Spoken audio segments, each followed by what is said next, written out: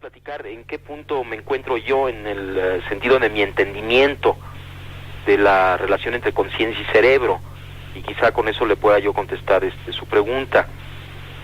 Bueno, en primer lugar, es muy claro ya que nosotros interactuamos con una matriz informacional, con un campo informacional, el cual contiene toda la información en cada una de sus porciones. Es una matriz informacional de tipo holográfico, pero no hay a ese nivel cualidad de la experiencia, no hay objetos separados unos de los otros, sino que es un campo informacional de una complejidad extraordinaria. Nuestro cerebro interactúa con este campo informacional que algunos le llaman el campo cuántico, otros como David Bohm le llamaba el orden implicado, la teoría sintérgica le llama el campo sintérgico, en fin, no importa cómo se le llame, los físicos actuales están hablando de un campo preespacial. El cerebro interactúa con este campo y a partir de esta interacción, como una resultante final del procesamiento cerebral, aparece la realidad perceptual tal y como la conocemos. Esto es, los objetos con sus colores, con sus formas, con sus texturas. La información de estos objetos se encuentra en esta matriz informacional, pero no la cualidad. El cerebro está encargado de alguna manera de decodificar este campo informacional y la resultante final es la realidad perceptual. Ahora, nosotros en general tenemos la confusión de ver la resultante final en lugar de como resultante final como estímulo primario, y esto resulta de una incapacidad de acceso al proceso. En otras palabras, la resultante final de la interacción del cerebro con la matriz informacional, esta realidad perceptual, se encuentra en el punto final de un proceso, y nosotros como percatadores, como observadores, como testigos, nos encontramos en este punto final. No tenemos acceso a cómo se crea la realidad perceptual, sino solamente a su resultante final. Y de esta confusión resulta el hecho de que pensemos que esta resultante final no es nuestro producto. Ahora, desde este punto de vista, la capacidad cerebral ya a este nivel, o sea, esta impresionante decodificación que hace el cerebro de la matriz informacional para dar lugar a la realidad perceptual, ya es algo que ni siquiera alcanzamos a entender cómo hace el cerebro para lograr este portento, este milagro de la realidad común y corriente, de lo que vemos como una imagen visual, de lo que oímos como un sonido. Son tantas las operaciones cerebrales que se requieren para lograr este verdadero milagro, que es la realidad cotidiana, que yo ya desde ahí me atrevería a decir que estamos ante un mecanismo, el cerebro humano, con capacidades prácticamente ilimitadas. Pero no se requiere ir más allá, o sea, sino simplemente considerar que esta matriz informacional que el cerebro decodifica es tan compleja, y es más compleja todavía la realidad perceptual, para quedar asombrados, ¿no? Para quedarse asombrados de la capacidad que tiene el cerebro para realizar lo más común y corriente, que es nuestra percepción visual, auditiva, etcétera, etcétera. Ahora, si ya nos vamos a funciones más complejas, bueno, pues la cosa se complica todavía más. De tal forma que sí, desde un punto de vista fisiológico, no alcanzamos ni siquiera a entender cómo hace el sistema para funcionar en la manera cotidiana en la que lo hace, de tal forma que atreverse a decir que hay un límite para este funcionamiento, yo pienso que es demasiado atrevimiento. Evidentemente, los trabajos de Jacobo Grinberg, lo más importante quizá, están dedicados a estudiar a los chamanes mexicanos. ¿Cuáles son las experiencias de chamanes que más le han impresionado? Mire, es una pregunta que le agradezco mucho, porque me va a permitir, a través de este intento de explicación, entender muchas cosas que hasta ahora he tratado de entender sin mucho éxito. A mí lo que más me ha asombrado de todo el estudio que he hecho de los chamanes de México es que estos personajes extraordinarios funcionan o parecen funcionar en una realidad que no tiene pasos intermedios, en donde no hay proceso. por ejemplo, Pachita es uno de los casos más asombrosos que yo pude atestiguar. Yo trabajé con ella varios meses. Pachita, venía un paciente a verla, por ejemplo, alguien que tenía un problema pulmonar, y entonces si ella decidía, de alguna manera podía percibir directamente lo que le sucedía al paciente y lo que el paciente requería para mejorar. Si el paciente necesitaba, ella hacía una operación en donde extraía los pulmones enfermos e injertaba pulmones sanos. Ahora, esto es inconcebible. Vamos, la cirugía actual ya empieza a hacer este tipo de operaciones, pero la forma en la que Pachita hacía estas operaciones era con prácticamente las manos vacías.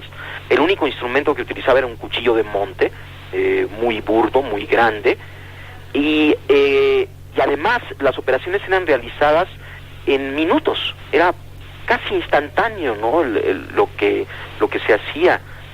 Y yo cada vez que veía esto y otras operaciones que están descritas en este libro que usted acaba de mencionar, me asombraba cada vez más de la inexistencia de pasos intermedios. Esto es, Pachita sacaba el pulmón enfermo, injertaba el otro pulmón y listo. De alguna manera todo quedaba arreglado, como si no hubiera necesidad de una serie de procesos que normalmente uno supone que deben de ocurrir para la interconexión de los órganos injertados. Y al preguntarle al Pachita qué pasaba, cómo es que hacía este portento, ella decía que el proceso simplemente ocurría así. No solamente operaciones de pulmón, sino de corazón, de cerebro, cosas verdaderamente extraordinarias, siempre tenían esta característica en donde parecería que Pachita estaba localizada como ser sentiente, como ser sensible, en un nivel de la realidad en donde lo que ella deseaba ocurría.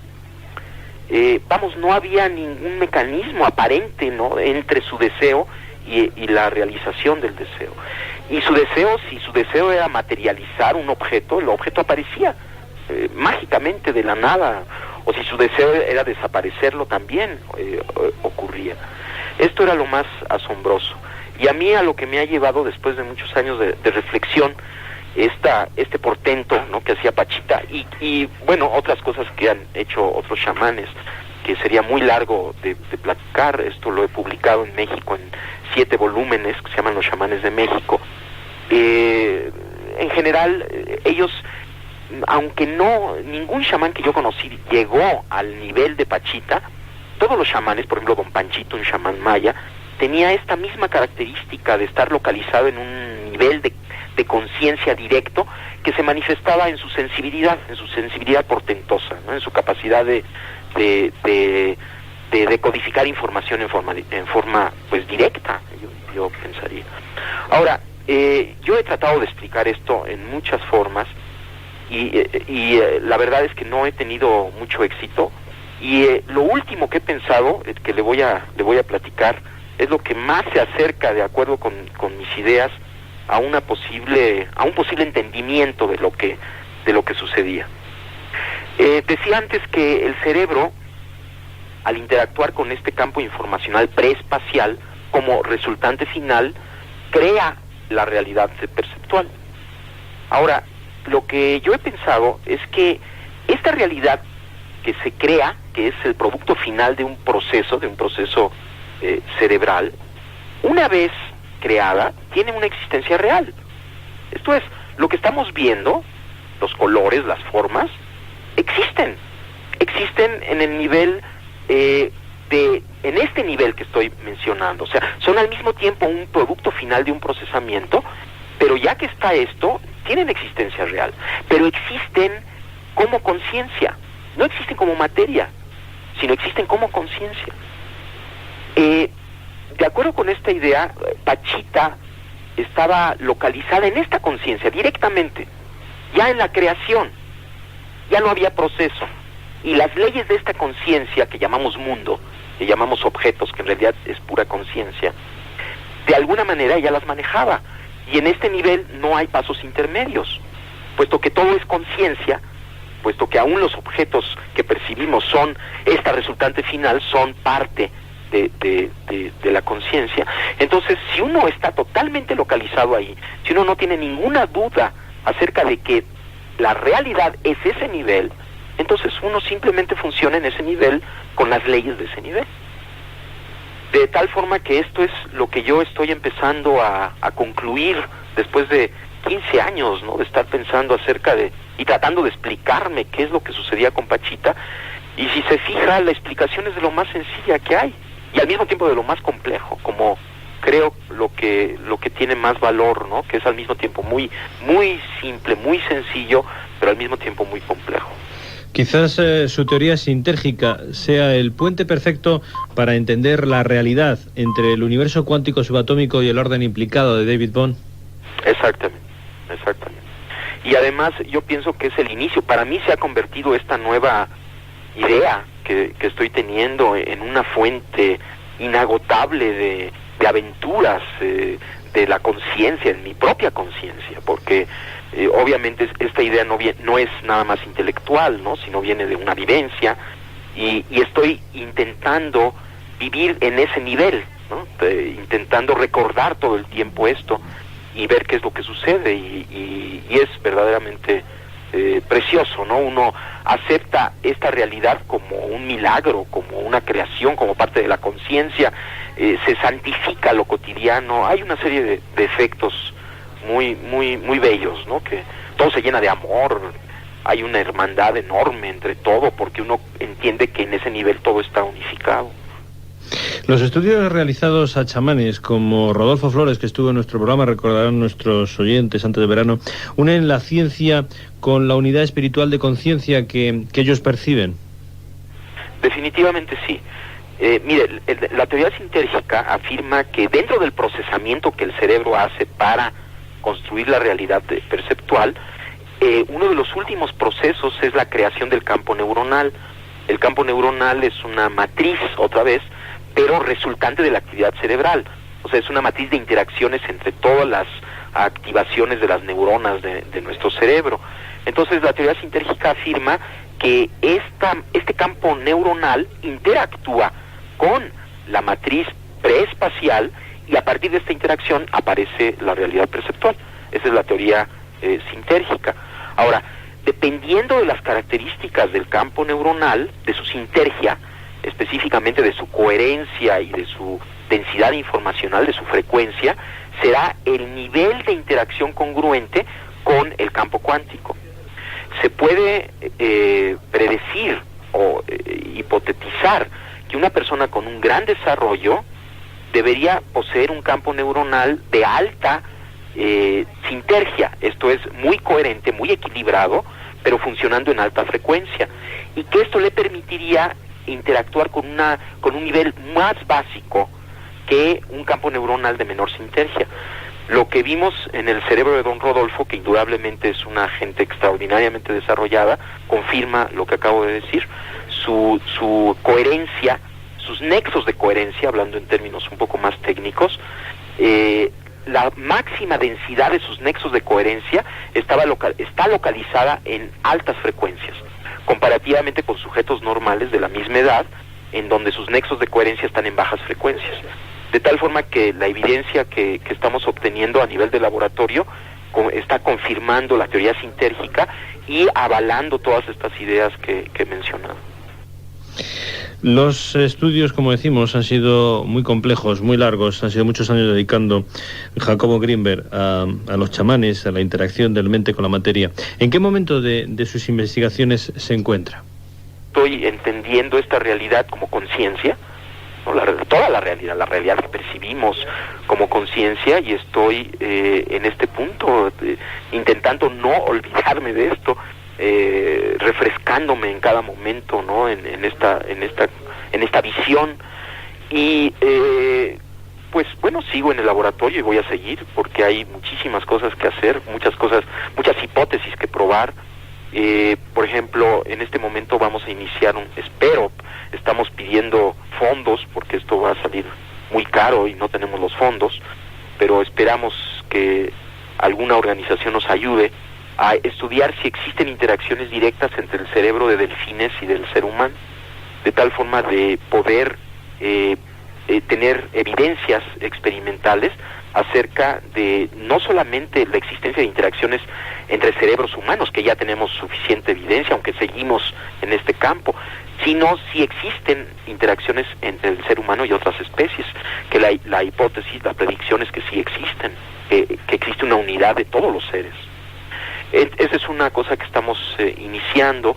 Otra cosa es que estamos esperando una profesora de la India, una colega, que está muy interesada en el estudio del potencial transferido, de la interacción cerebro a cerebro, pero ahora vamos a intentar hacer un experimento a larga distancia entre la India y México, y ella va a estar 3 meses en el laboratorio para pues quedar de acuerdo, entrenarnos ambos, tener toda una metodología, y vamos a ver si podemos hacer el experimento de potencial transferido entre India y México. Esto es muy importante porque una de las consideraciones desde el punto de vista que le acabo de mencionar es que ya como conciencia existen leyes particulares de la conciencia que no necesariamente son las leyes que conocemos o que conoce la ciencia física, y aunque en este punto hay un acuerdo, podría haber un acuerdo, y una de las leyes de la conciencia es la no localidad, que sí se observa en partículas elementales.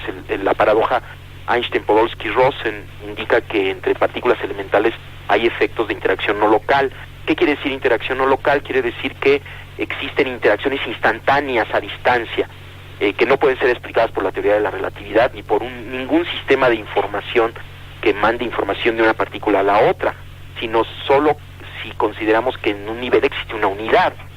Entonces, bueno, estamos trabajando duro, hay todo un equipo de colaboradores que están muy entusiasmados, ¿no?, trabajando en el laboratorio, y estamos empezando a preparar un nuevo libro. De hecho, bueno, en México apareció un libro que se llama El Yo como Idea.